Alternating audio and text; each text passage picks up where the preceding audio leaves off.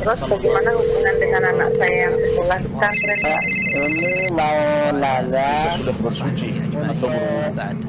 Terima kasih Kemudian Bapak. bersama wudunya batal.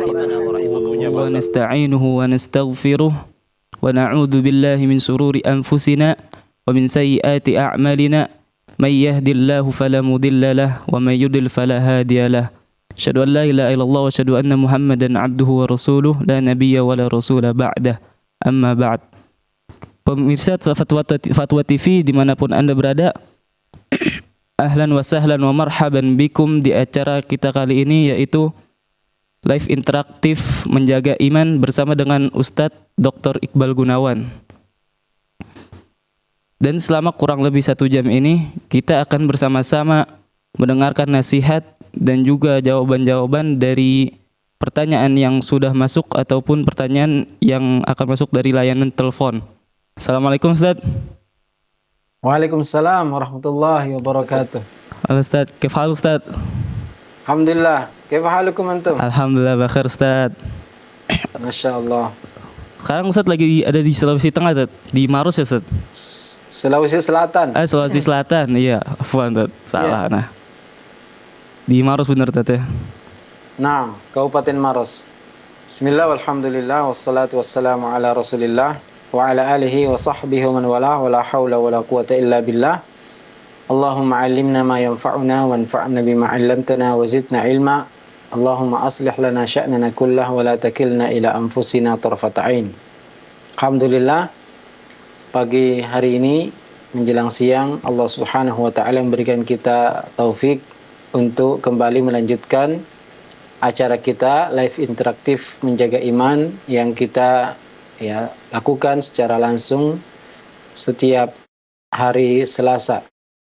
Alhamdulillah, saat ini kita berada di pertengahan bulan Sya'ban, yang artinya sebentar lagi kita akan memasuki bulan Ramadan. Semoga Allah Subhanahu wa taala memanjangkan umur kita untuk sampai ke bulan tersebut dan diberi kita kesehatan, kekuatan untuk beribadah, diberi taufik untuk beribadah kepada Allah Subhanahu wa taala, menjalankan ibadah puasa, menjalankan salat tarawih, qiraatul Quran dan ibadah-ibadah yang lainnya.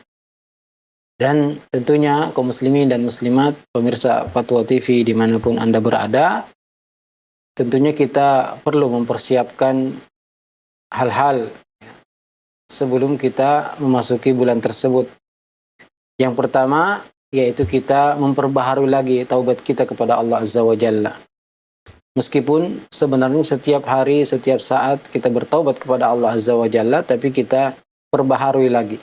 Kita segera meminta ampunan kepada Allah Subhanahu wa taala atas segala dosa-dosa yang kita lakukan selama ini, karena Allah Subhanahu wa taala memerintahkan kita untuk selalu bertaubat.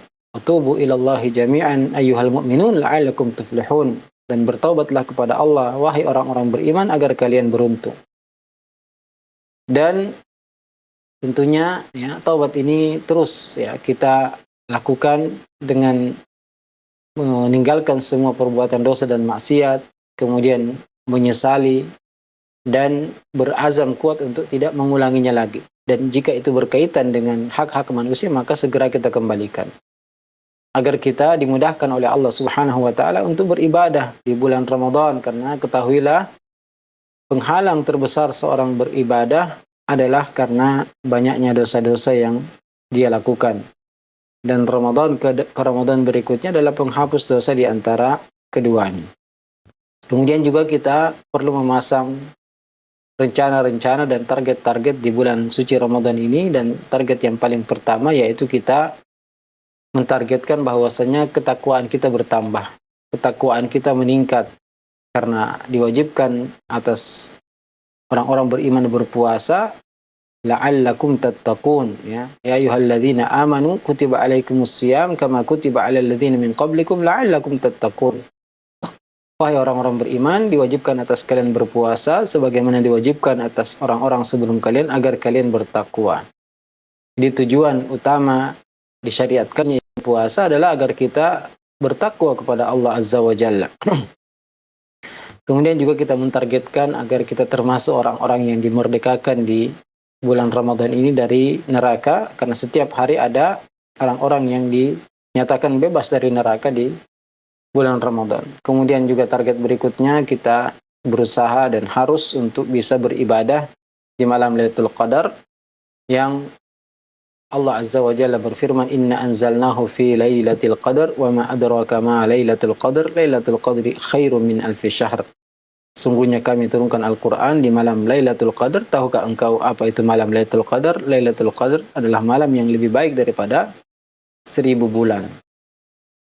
Maka hal-hal ini perlu kita targetkan dan juga kita hadiri ya kajian-kajian yang membicarakan tentang hukum-hukum yang berkaitan dengan ibadah puasa, keutamaan malam Lailatul Qadar ya. Juga kita membaca buku-buku yang berkaitan dengan hal tersebut supaya benar-benar kita bisa maksimalkan ibadah kita di bulan suci nanti, tentunya dengan persiapan-persiapan yang sudah kita lakukan sejak bulan Sya'ban ini. Barakallahu fikum. Silahkan dibacakan jika ada yang bertanya. Baik Ustaz, syukron Ustaz atas nasihat yang bermanfaat ini Ustaz. Kita izin ya Tete langsung membacakan pertanyaan yang pertama Ustaz. Ya. Dari akhina Zulfikar di Jawa Barat, Bekasi. Assalamualaikum Ustaz, Afwan Ana izin bertanya. Ana menonton video Ustaz perihal game dan film mengandung kesyirikan. Dalam video tersebut, Ustaz menyatakan apabila orang tersebut ridho dengan kesyirikan yang ada pada game atau film tersebut dapat menjadi pembatal keislaman. Pertanyaannya, ridho di sini itu seperti apa ya Ustaz? Apakah misal jika kita main game yang bertema sihir, kita tetap tidak membenarkan sihir, tetapi kita senang dengan sihir tersebut dikarenakan terlihat keren dan menarik? Apakah keislaman kita batal Ustaz? Jazakallahu khairan Ustaz. Ya, Waalaikumsalam warahmatullahi wabarakatuh. Ya, pertanyaan ini tentang seorang yang menonton game yang mengandung sihir dan kesyirikan. Dan kita ketahui bahwasanya meridhoi kekufuran adalah kufuran. Jadi kalau kita ridho dengan kesyirikan, tidak mempermasalahkan ya tentang perbuatan syirik, maka itu adalah salah satu pembatal keislaman. Karena kita wajib ya membenci ya semua yang dibenci oleh Allah dan Rasul-Nya. Kita harus berlepas diri dari semua yang disembah selain Allah Azza wa Jalla. Faman yakfur bit-taghuti wa yu'min billah faqad istamsaka bil urwatil wuthqa. Barang siapa yang kufur terhadap tagut dan beriman kepada Allah, maka dia telah berpegang teguh dengan tali yang kuat, yaitu la ilaha illallah. Karena la ilaha illallah ini mengandung dua rukun. Ya, rukun yang pertama yaitu an-nafyu, ya, menafikan. Artinya kita harus menafikan bahwasanya tidak ada yang berhak disembah kecuali Allah Azza wa Jalla. Dan yang kedua, illallah adalah al-itsbat, menetapkan bahwasanya yang berhak disembah hanya Allah Azza wa Jalla. Ya, kalau kita hanya menetapkan Allah yang berhak disembah tapi tidak menafikan semua yang disembah selain Allah, kita juga benarkan, kita ridhoi, ya, maka tentu tidak sah la ilaha illallah. Seseorang yang tidak menafikan semua yang disembah selain Allah Azza wa Jalla. Maka arti la ilaha illallah artinya la ma'buda haqqun illallah. Kita mengikrarkan bahwasanya tidak ada yang berhak disembah ya apapun dia kecuali Allah Azza wa Jalla. Maka ini yang dimaksud dengan meridhoi ya kekufuran, meridhoi kesyirikan adalah kesyirikan itu sendiri. Jadi selama hati kita tidak meridhoi perbuatan sihir, perbuatan syirik, maka kita tidak sampai kepada perbuatan tersebut. Ya, kalau ya, kalaupun kita senang dengan game-game yang mengandung kesyirikan, nah ini tentu sangat berbahaya bagi agama kita dan bisa menjatuhkan kita kepada kesyirikan juga. Maka tentunya kalaupun tidak sampai kesyirikan, maka itu bisa menjadi dosa besar. Ya, dan tentunya harus dijauhi dan ditinggalkan, karena tentunya yang paling berharga yang harus kita jaga adalah agama kita. Kita tidak boleh mempermainkan agama kita atau membuat agama kita, iman kita ini terancam. Ya, karena seorang yang ya, terbiasa melihat kemaksiatan, maka maksiat itu akan menjadi ringan baginya. Ya, bagaimana dengan terbiasa melihat kesyirikan, terbiasa melihat ya perbuatan-perbuatan yang bisa mengeluarkan seorang dari Islam? Tentu ini lebih berbahaya lagi daripada perbuatan maksiat yang tidak sampai kepada kesyirikan. Maka ya, seorang harus benar-benar menjaga agamanya dan menjauhi semua yang bisa menjatuhkannya kepada kekufuran dan kesyirikan. Barakallahu fikum. Assalamualaikum Fatwa TV. Waalaikumsalam warahmatullahi wabarakatuh. Dengan Bapak siapa di mana? Dengan keadaan dari Cianjur. Oh ya Pak, silakan Pak pertanyaannya Pak. Ya, assalamualaikum warahmatullahi wabarakatuh, Pak Ustadz. Waalaikumsalam warahmatullahi wabarakatuh. Izin bertanya, ini masalah tayamum, Ustadz. Jadi qadarullah di keluarga saya ini ada yang sakit, Ustadz. Jadi penyakit itu asma, Ustadz. Jadi gak kuat kena air, Ustadz. Jadi kalau misalkan sudah berwudu langsung kambuh asmanya, Ustadz. Jadi yang saya ingin tanyakan, saya belum tahu apa saja yang dibolehkan alat untuk bertayamum selain dari tanah. Apakah cukup tanah saja satu-satunya atau ada seperti dinding yang di rumah ataupun yang batu yang lain, Ustaz? Apakah itu ada selain dari tanah, Ustaz? Apakah cukup tanah saja, ya? Bagaimana pendapat para ulama tentang hal ini, Ustaz? Iya. Kemudian yang kedua, apakah boleh ketika sakit itu menjama sholat, ya Ustaz? Jadi dijama sholatnya, Ustaz. Apakah boleh, Ustaz? Supaya tidak sering berwudu, Ustaz, gitu. Ya. Assalamualaikum warahmatullahi wabarakatuh. Waalaikumsalam warahmatullahi wabarakatuh. Ya, pertanyaan tadi tentang tayamum ya. Alhamdulillah dalam agama kita ini Allah Subhanahu wa taala memberikan kita kemudahan ya dalam beribadah. Ya, kalau kita tidak mampu sholat berdiri maka bisa dengan duduk, tidak mampu duduk bisa berbaring dan seterusnya. Demikian juga dengan wudu yang sebenarnya kita diperintahkan untuk berwudu dengan air ya. Tapi bagi orang yang tidak mendapatkan air atau berbahaya jika menggunakan air, maka diperbolehkan untuk berwudu atau menggantinya dengan tayamum. Ya. Fa illam tajidu ma'an fatayammamu sa'idan thayyiba. Ya, jika kalian tidak menemukan air, maka tayamumlah dengan debu yang baik ya. Maka tentunya ini diperbolehkan jika memang benar-benar itu membahayakan bagi kesehatan kita.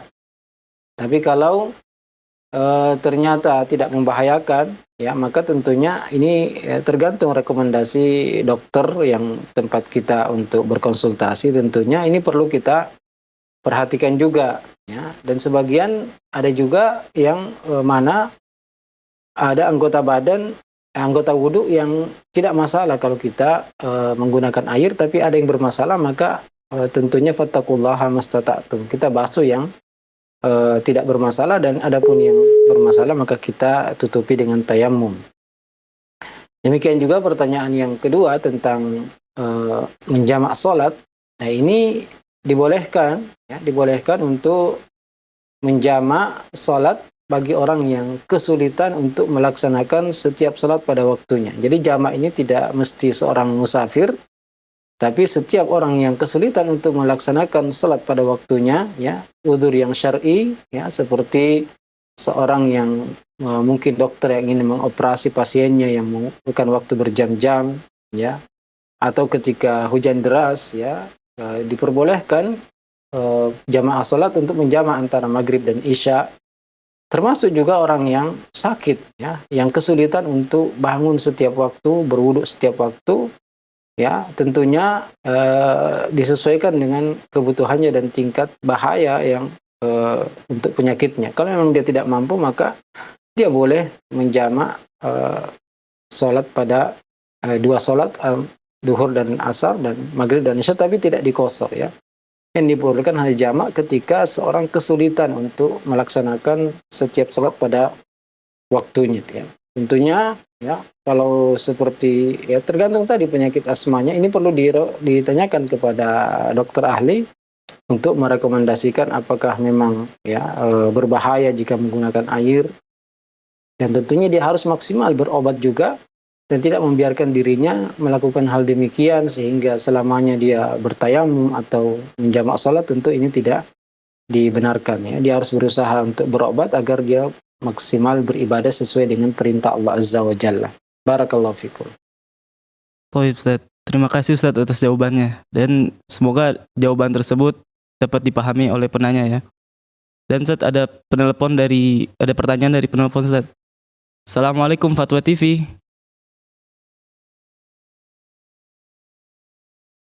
Assalamualaikum Fatwa TV. Ya, Fatwa TV. Assalamualaikum warahmatullahi wabarakatuh. Waalaikumsalam warahmatullahi wabarakatuh. Dengan ibu siapa di mana?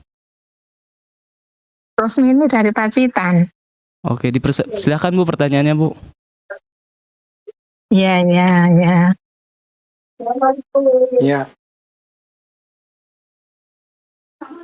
Assalamualaikum Ustaz. Waalaikumsalam warahmatullahi wabarakatuh. Silakan Bu. Ya. Ini saya ingin menanyakan tentang puasa Sa'ban. Kalau sudah terbiasa puasa Senin dan Kamis itu, apa masih bisa bulan Sa'ban ini menjalankan puasa? Terus kalau memang niatnya puasa Sa'ban itu sampai datang tanggal berapa yang bisa dilaksanakan? Terima kasih jawabannya. Assalamualaikum warahmatullahi wabarakatuh. Waalaikumsalam warahmatullahi wabarakatuh.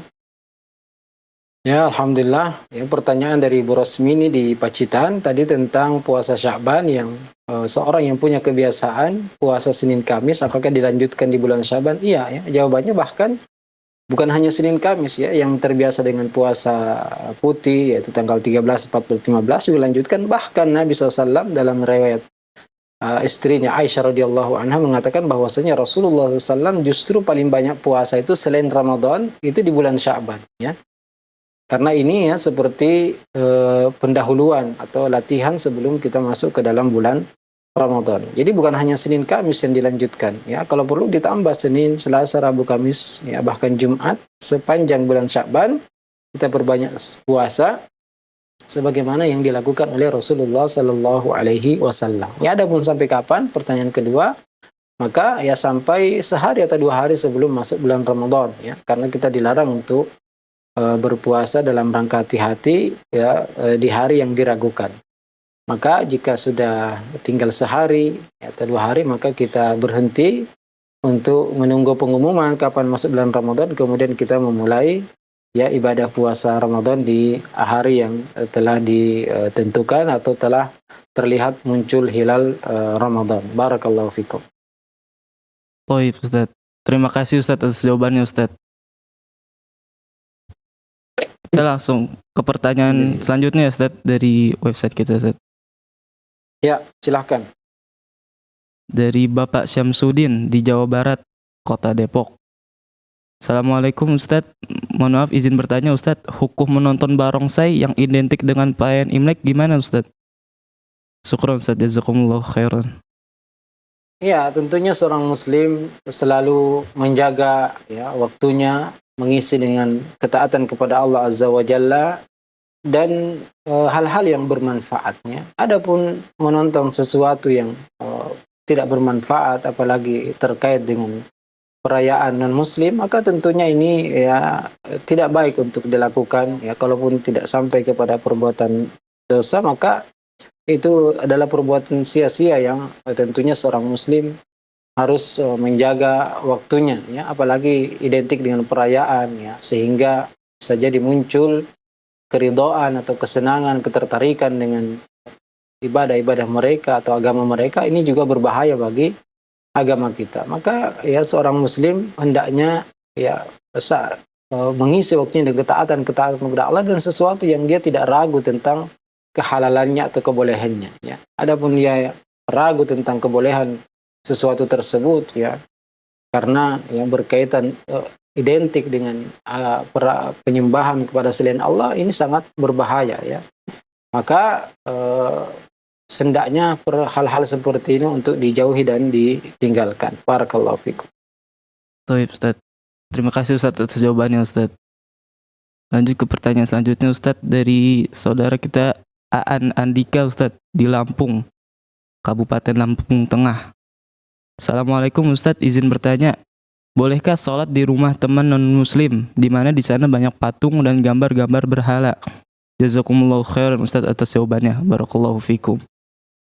Nah, Waalaikumsalam warahmatullahi wabarakatuh. Ya, sebenarnya Nabi SAW bersabda, wa ju'ilat lil ardu masjidan wa tahura. Dijadikan untukku bumi ini adalah masjid dan tempat untuk beribadah di mana saja. Ya, tapi para ulama tentunya juga menyebutkan tempat-tempat yang dilarang. Ya, di antara tempat yang disebutkan adalah jika di tempat tersebut ada gambar-gambar atau bahkan patung, dan semakin kuat lagi pelarangannya jika berada di kiblat atau di hadapan orang yang sholat tersebut, karena ya dia menyerupai orang yang menyembah berhala.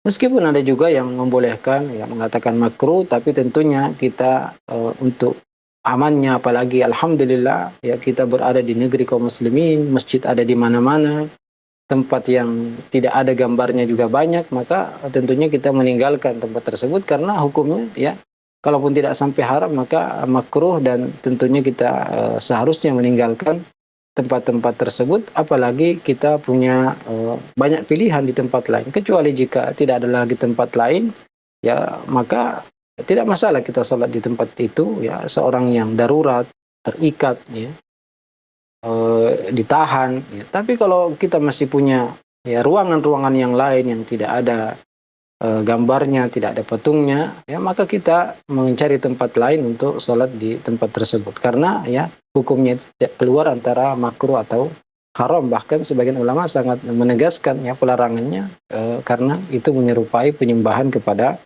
berhala. Barakallahu fikum. Syukuran Ustaz atas jawabannya, Ustaz. Dan lanjut pertanyaan selanjutnya, Ustaz, dari hamba Allah di Bekasi. Assalamualaikum Ustaz, Afwan izin bertanya, apakah menebak-menebak hal masa depan termasuk ke dalam perbuatan meramal dan syirik besar sekalipun dalam konteks bercanda? Misal si Fulan mengatakan, firasat saya besok akan terjadi hujan. Di sini si Fulan tidak mengaku mengetahui ilmu gaib dan hanya murni asal menebak. Kalau terjadi syukur, kalau enggak ya sudah. Apakah yang dikatanya termasuk ramalan dan perbuatan syirik, Ustaz? Syukuran Ustaz, jazakumullahu khairan. Ya, yang Waalaikumsalam warahmatullahi wabarakatuh, itu yang tidak dibolehkan dan mengeluarkan seorang dari Islam adalah mengakui mengetahui yang gaib, karena tidak ada yang mengetahui yang gaib kecuali Allah Azza wa Jalla. Maka tidak boleh kita mengakui ya, dan perbuatan kufur seorang mengakui mengetahui yang gaib atau percaya kepada orang yang mengaku mengetahui yang gaib, ya. Adapun jika kita bukan meramal ya, tapi memperkirakan ya, seperti perakiraan cuaca, karena tanda-tanda yang muncul, apalagi memang kita berada di musim hujan, maka kalau kita mengatakan mungkin besok hujan, ya ini hanya perkiraan dan kita tidak mengakui bahwasanya kita mengetahui yang gaib, ya maka ini tentu tidak mengapa jika dibangun di atas tanda-tanda dan kemungkinan-kemungkinan seperti ya kalau memang kita berada di musim hujan dan biasanya sore hari hujan, ya. Dan juga ya firasat seorang beriman itu memang ya biasanya benar. Ya, para ulama mengatakan bahwasanya firasat orang beriman itu selalu benar, ya. Tapi kalau kita seorang yang banyak bermaksiat dan tidak boleh kita mensucikan diri kita, maka tidak boleh kita meyakini bahwasanya firasat kita mesti benar. Tapi ya kita memperkirakan sesuatu atau bukan meramal istilahnya. Kita melihat bahwasanya orang ini cerdas, orang ini pandai, orang ini akan kemungkinan ya masa depannya akan menjadi pemimpin. Ini tentu tidak masalah ya, karena kita tidak mengatakan mengetahui ilmu yang gaib, tapi terdapat ciri-ciri pada orang tersebut ya karena mempunyai sifat-sifat tertentu yang memungkinkan dia menjadi orang besar ke depannya umpamanya. Ya ini tentunya ya tidak termasuk dari mengakui ilmu gaib yang menyebabkan seorang keluar dari agama Islam. Barakallahu fikum. Baik, Ustaz. Jazakumullahu khairan atas pertanyaannya, Ustaz. Dan juga pertanyaan selanjutnya, Ustaz, dari hamba Allah di Bekasi. Assalamualaikum Ustaz, saya mendengar video kajian di YouTube yang dimana di situ disebutkan bahwa misi utama para rasul adalah untuk menyerukan tauhid uluhiyah, karena tauhid rububiyah itu adalah fitrah yang semua manusia mengimaninya. Pertanyaan saya, apakah benar bahwa tauhid rububiyah adalah fitrah yang semua manusia mengimaninya? Karena jika iya, kenapa bisa ada agama-agama lain yang tidak mengakui Allah Subhanahu wa taala sebagai Tuhan? Bahkan ada sebagian kelompok orang yang mereka mengaku tidak bertuhan atau ateis. Terima kasih Ustaz atas jawabannya. Jazakumullahu khairan. Nah, ya, barakallahu fikum. Memang ini disebutkan oleh para ulama dalam kitab-kitab akidah bahwasanya para anbiya itu diutus untuk mengajak manusia beribadah hanya kepada Allah Azza wa Jalla, dan dalilnya sangat banyak sekali, ya. Walaqad ba'atsna fi kulli ummatin rasulan an i'budullaha wajtanibut taghut. Dan sungguh kami telah mengutus untuk setiap umat seorang rasul agar mereka menyeru beribadah kepada Allah dan menjauhi taghut. Juga semua nabi, ya, mereka memulai dakwanya dengan ucapan mereka, ya qaumi i'budullaha ma lakum min ilahin ghairuh. Wahai kaumku, sembahlah hanya kepada Allah karena kalian tidak punya sembahan selainnya.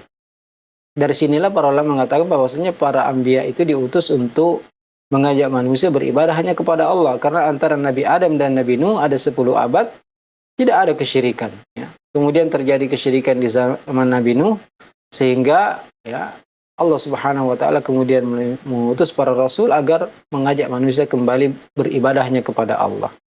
Maka, ya, orang yang tidak mengakui adanya Allah, adanya pencipta, itu sangat sedikit sekali orang-orang yang rusak fitrahnya dari manusia. Ya, seperti kelompok ad-dahriyun yang mengatakan bahwasanya yang menghidupkan kita dan mematikan kita adalah waktu dan zaman, ya. Mereka mengatakan diceritakan dalam Al-Qur'an, "Wa ma yuhlikuna illa ad-dahr." Tidak ada yang membinasakan kita kecuali zaman. Juga kelompok ateis yang mengatakan bahwasanya alam semesta ini muncul tiba-tiba, atau alam semesta ini menciptakan dirinya sendiri, ya, ini semua tentunya, ya, jika seorang rusak fitrahnya, ada yang mengatakan seperti ini. Jadi, ya, secara umum kebanyakan manusia mereka mengakui secara fitrah tentang adanya Allah Subhanahu wa taala, adanya pencipta, sebagaimana disabdakan oleh Nabi sallallahu alaihi wasallam, ma min maulidin illa yuladu alal fitrah. Tidak ada seorang pun yang dilahirkan kecuali dilahirkan di atas fitrah. Fa abawahu yahwidanihi aw yunassiranihi aw yumajjisani. Ya, kedua orang tuanya lah yang menjadikan dia Yahudi, Nasrani atau Majusi. Pada asalnya dia Muslim. Makanya dalam hadis tersebut tidak disebutkan aw yusallimani atau mengislamkan dia. Karena dia lahir dalam kondisi Islam. Kondisi mengakui bahwasanya Allah sebagai pencipta dan pengatur alam semesta. Tapi ya lingkungannya, orang tuanya, pendidikannya yang menjadikan dia menjadi orang yang ateis, orang tidak percaya Tuhan, orang yang tidak mengakui adanya pencipta, pemberi rezeki, dan mereka itu sangat sedikit sekali dari kalangan manusia. Dan tauhid rububiyah ini tidak cukup seorang dikatakan masuk ke dalam agama Islam, karena dahulu para kafir Quraisy yang hidup di zaman Nabi SAW, mereka pun mengakui tentang pencipta, mengakui Allah yang menurunkan hujan, menghidupkan, mematikan, mengatur alam semesta, tapi mereka beribadah kepada Allah juga kepada selain Allah. Ya, mereka mempersekutukan Allah dalam ibadah, sehingga Rasulullah SAW mengajak mereka untuk mengucapkan la ilaha illallah. Ya, katakanlah bahwa tidak ada yang berhak disembah kecuali Allah, dan justru mereka menjawab dengan mengatakan, aja'alal alihata ilaha wahida. Apakah dia Muhammad ingin menjadikan Tuhan-Tuhan yang banyak sebagai Tuhan yang satu saja? Ya. Jadi, ya, meskipun seorang atau fitrah manusia mengakui Allah pencipta, pengatur alam semesta, menghidupkan, mematikan, memberi rezeki, itu tidak cukup seorang dikatakan beriman, ya. Dia harus mengesahkan Allah Subhanahu wa taala dalam semua bentuk ibadah, dan inilah tujuan diutusnya para rasul dan diturunkannya kitab. Bahkan diciptanya surga dan neraka. Surga disiapkan bagi orang yang beribadah hanya kepada Allah, dan neraka disiapkan untuk orang yang mensekutukan Allah Azza wa Jalla. Dan semua, ya, isi kitab-kitab yang Allah turunkan semuanya mengajak kepada peribadatan hanya kepada Allah Azza wa Jalla, ya.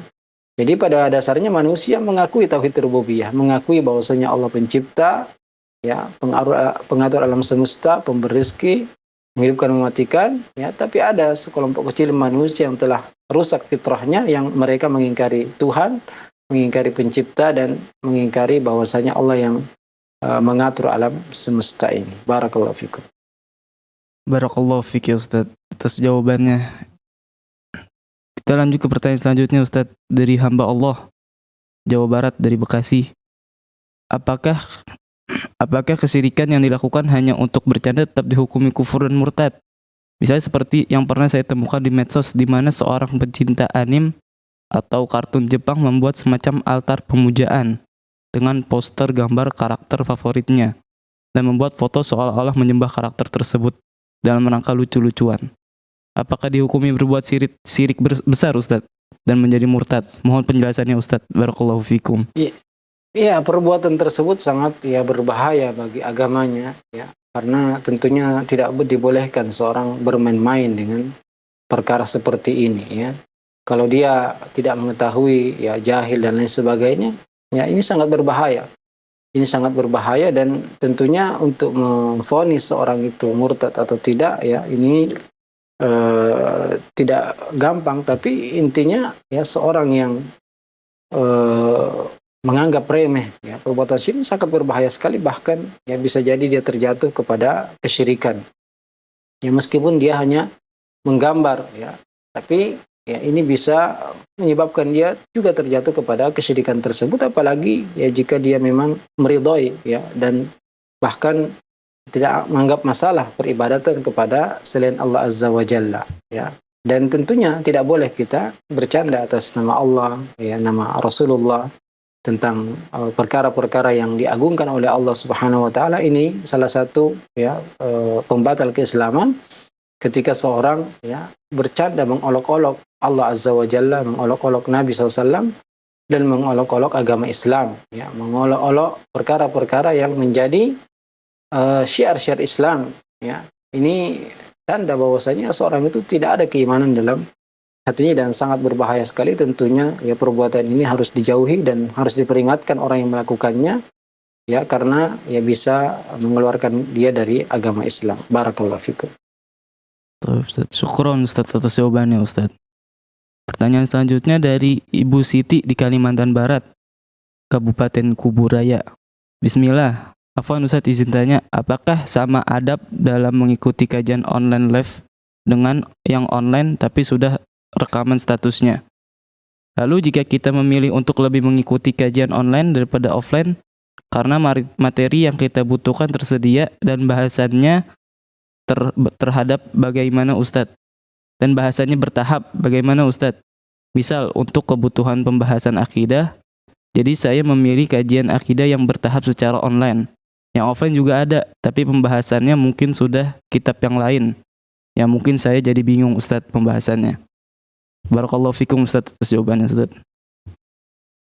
Ya tentunya yang terbaik adalah menggabungkan antara keduanya. Ya, kita menghadiri kajian yang offline karena kajian offline itu kita ya di samping langkah kaki kita, kemudian keutamaan majelis ilmu yang diliputi oleh malaikat ya, kemudian diturunkan ketenangan dan rahmat di majelis tersebut, bertemu dengan teman-teman yang soleh, ini semua punya keutamaan yang sangat banyak ya, berbeda dengan kalau kita sekedar mendengarkan saja di rumah ya, terkadang kita sibuk, terkadang kita tidak konsentrasi dan lain sebagainya. Maka yang terbaik adalah menggabungkan, dan apa yang dilakukan tadi yaitu mengikuti ya kajian karena lebih sesuai dengan kebutuhan ya, kitabnya lebih runut ya. Ini tentu adalah kegiatan yang sangat baik sekali dan termasuk ya dari sabda Nabi sallallahu alaihi wasallam, "Man salaka tariqan yaltamisu fihi ilman sahhalallahu lahu tariqan ilal jannah." Barang siapa yang menempuh jalan menuntut ilmu, maka Allah akan mudahkan jalannya menuju surga ya. Dan alhamdulillah terutama kaum ibu-ibu ya, kaum ummahat, para wanita yang mereka mungkin tidak sebebas laki-laki keluar rumah, maka pembelajaran atau mengikuti kajian secara offline ini menjadi pilihan yang terbaik tentunya ya. Dan alhamdulillah kajian-kajian akidah yang kita meskipun format rekaman ya, selama kita mendengarkan dengan baik, berusaha memahami, mengulang-ulang, ini tentunya termasuk usaha yang sangat baik kita mengangkat kebodohan dari diri kita dan cara yang benar dalam menuntut ilmu. Tapi tentu sebaiknya juga kita tidak meninggalkan kajian-kajian offline yang mana ya keutamaannya juga besar, terutama jika ada kemudahan ya. Maka kita menggabungkan antara dua kebaikan tersebut. Dan bukan meninggalkan semuanya. Dan jika kita tidak bisa menggabung antara kajian offline dan online, maka ya minimal salah satunya kita rutinkan, sehingga benar-benar setiap hari kita bertambah keilmuan kita, pemahaman kita semakin baik, semakin benar, ilmu kita semakin bertambah, ya sebagaimana doa yang tiap hari kita panjatkan, Allahumma inni as'aluka ilman nafi'a wa rizqan thayyiba wa amalan mutaqabbala. Ya Allah, aku memohon ilmu yang bermanfaat, rezeki yang baik dan amal diterima, yang merupakan salah satu doa zikir pagi petang kita, ya zikir pagi, sehingga kita ya tiap hari menambah keilmuan kita, baik itu secara online ataupun offline, ya semuanya baik. Dan tentunya ya selama kita serius berdoa kepada Allah agar dimudahkan kita memahami ilmu, maka tentunya akan sangat bermanfaat untuk kehidupan kita. Barakallahu fikum. Barakallahu fiik Ustaz atas jawabannya. Jazakumullah khairan. Pertanyaan selanjutnya Ustaz dari Bapak Suwendik di Sumatera Selatan, Kabupaten Banyuasin. Bismillah, Assalamualaikum warahmatullahi wabarakatuh. Afwan Ustaz, sebelumnya Ana ingin bertanya. Ustaz, gimana cara menghadapi teman yang ngeyel? Padahal Ana udah jelaskan dengan baik kalau musik itu haram. Tidak ada contohnya dari Rasulullah. Tapi katanya ada Ustaz yang nyanyi, terus Ana tanya, Ustaz, antum nabinya siapa dan antum ngikutin nabi siapa? Tapi tetap jawabannya itu Ustaz ada yang nyanyi. Tetap jawabannya itu Ustaz ada yang nyanyi. Mohon penjelasannya, syukron jazakumullahu khairan. Waalaikumsalam warahmatullahi wabarakatuh. Ya, tentunya kita beragama mengikuti Al-Quran dan Sunnah Rasulullah SAW, mengikuti petunjuk Allah dan Rasulnya, mengikuti apa yang tertera dalam Al-Quran dan hadis-hadis Nabi SAW, dan kewajiban kita hanyalah menyampaikan. Wa ma'alaika illal balagh. Ya, tidak ada kewajibanmu kecuali menyampaikan. Adapun hidayah itu maka milik Allah Azza wa Jalla. Bahkan para nabi ada yang tidak bisa memberi hidayah kepada keluarga dekatnya. Nabi Ibrahim tidak bisa memberi hidayah kepada orang tuanya. Nabi Muhammad tidak bisa memberikan hidayah kepada pamannya Abu Talib. Ya, Nabi Nuh, Nabi Lut tidak bisa memberikan hidayah kepada anaknya dan istrinya. Maka kewajiban kita setelah kita sampaikan dengan dalil, ya kita bacakan Al-Quran. Wa minan nasi may yashtari lahwal hadits liyudilla an sabilillah, dan di antara manusia ada yang memperjualbelikan, menggunakan ya perkataan yang sia-sia untuk menyesatkan manusia dari jalan Allah. Dan para ahli tafsir mengatakan bahwasanya lahwal hadits adalah al-aghani, yaitu nyanyi-nyanyian dan musik ya. Juga dalam hadis yang disahihkan oleh banyak ulama, la yakunanna min ummati aqwamun yastahilluna al-hirra wal harir wal khamra wal ma'azif. Ya, sungguh akan datang nanti ya dia dari umatku segolongan orang yang menghalalkan zina, menghalalkan sutra, menghalalkan khamr ya, dan menghalalkan alat-alat musik. Ini mau menunjukkan bahwasanya ini adalah perkara yang haram ya, disebutkan dalam Al-Qur'an dan hadis-hadis yang disebutkan oleh para ulama, yang mana tentunya kita hanya mencukupkan dengan hal tersebut. Kalaupun dia ngeyel, ya, dia mengatakan dia mengikuti Ustadz Fulan yang menyanyi atau Ustadz Fulan yang bermain musik, maka tidak ada kewajiban kita kecuali hanya menyampaikan saja ya dalilnya dari Al-Quran, dari Nabi, juga perkataan para ulama ya dari kitab-kitab para ulama. Kemudian kita doakan saudara kita agar ya bertaubat kepada Allah, diberi petunjuk, diberi hidayah, dan tidak ada ya keharusan kita dia mau menerima atau tidak apa yang kita sampaikan. Barakallahu fikum. Barakallahu fiik Ustaz atas jawabannya. Pertanyaan selanjutnya Ustaz dari Galih Novianto di Bandung Ustaz. Bismillah. Assalamualaikum warahmatullahi wabarakatuh. Apakah makmum harus menjaharkan bacaan Rabbana walakal hamdu saat bangkit dari sujud setelah imam membaca Sami Allahu liman hamidah? Dan apakah makmum juga harus menjaharkan setiap bacaan takbir? Syukron Ustaz, barakallahu fikum.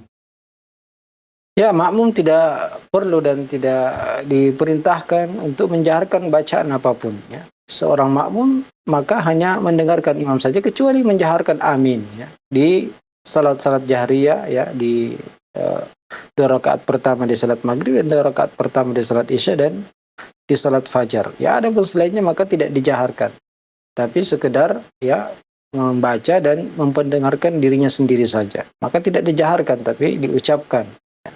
Berbeda dijaharkan dengan diucapkan, ya, takbir, ya, rabbana wakal hamdu, dan doa-doa yang lainnya, subhana rabbiyal a'la, subhana rabbil azim, rabbighfirli. Semua doa tasyahud ya itu dibaca tapi tidak dijaharkan, tidak perlu samping kita mendengarkan, cukup telinga kita sendiri mendengar, ya. Itu bagi seorang makmum. Jadi seorang makmum tidak perlu menjaharkan apa-apa, ya.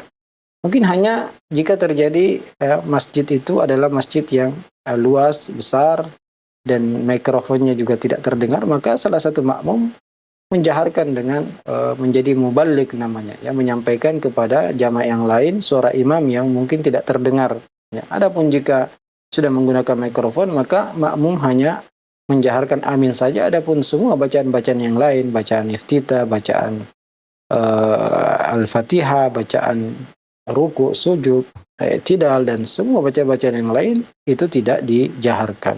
Nah, barakallahu fikum. Baik Ustaz, syukran Ustaz atas jawabannya Ustaz.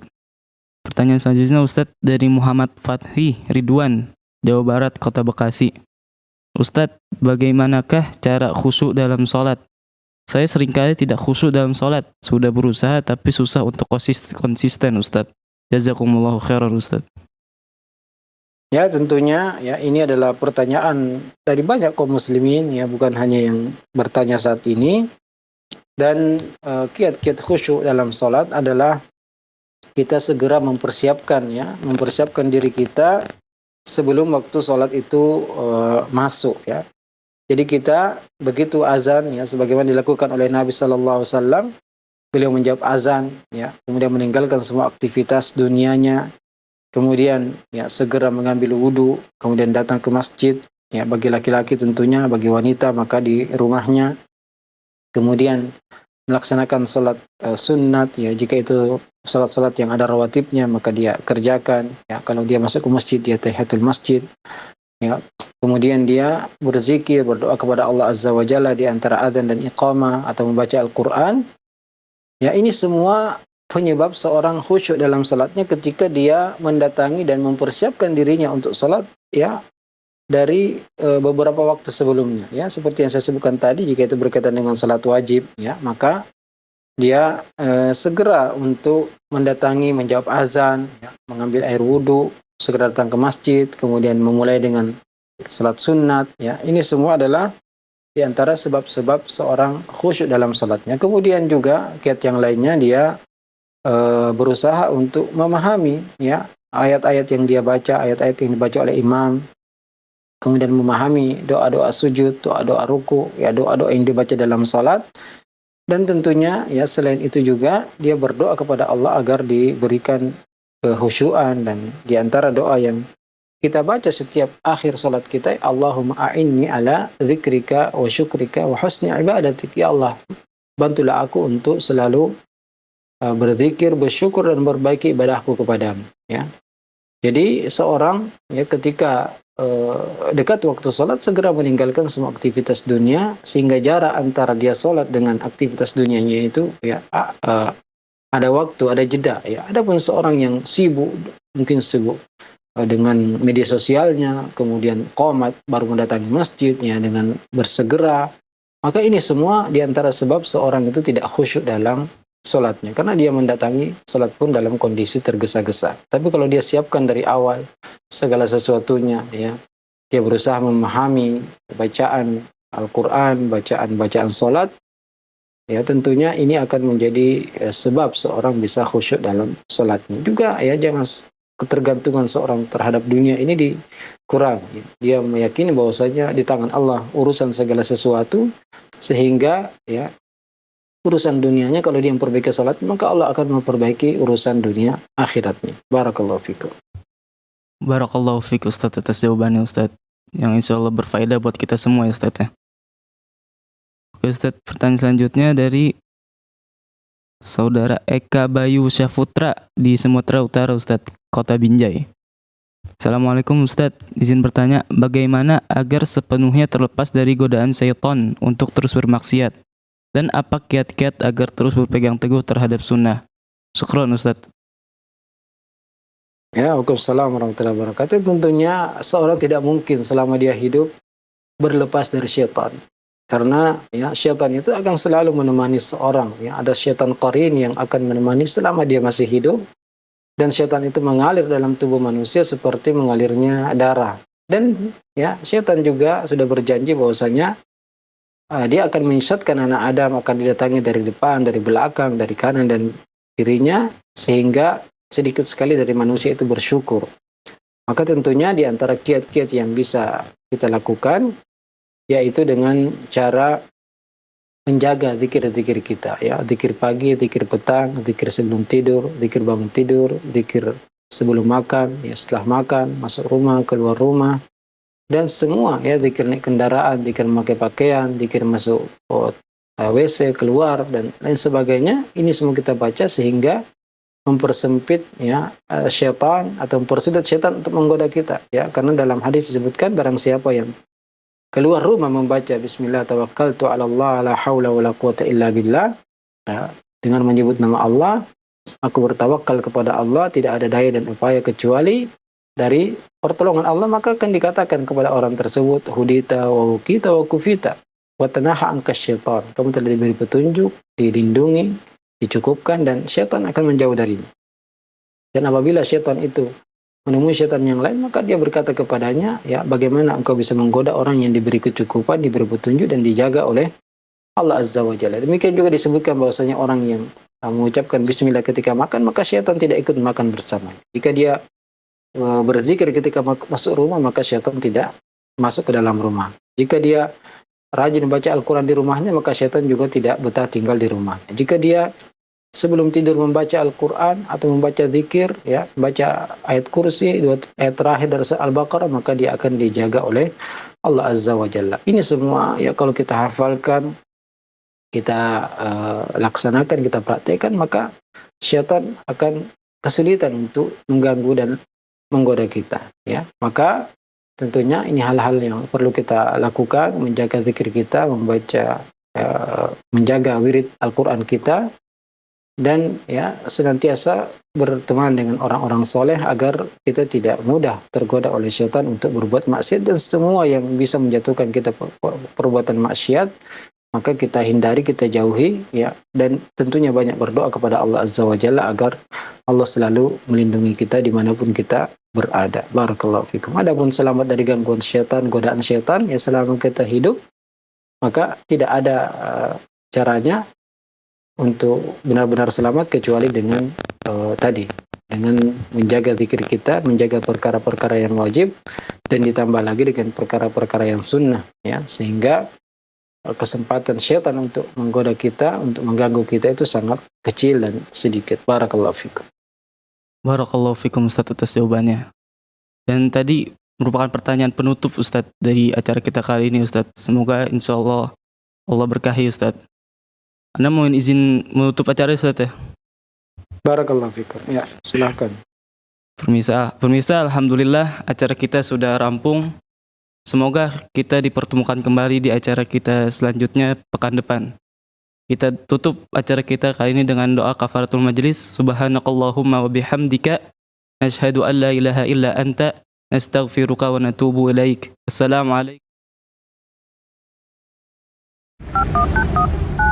Ya Allah. Terus bagaimana hubungan dengan anak saya yang sekolah pesantren? Ini mau nanya Sudah bersuci atau belum?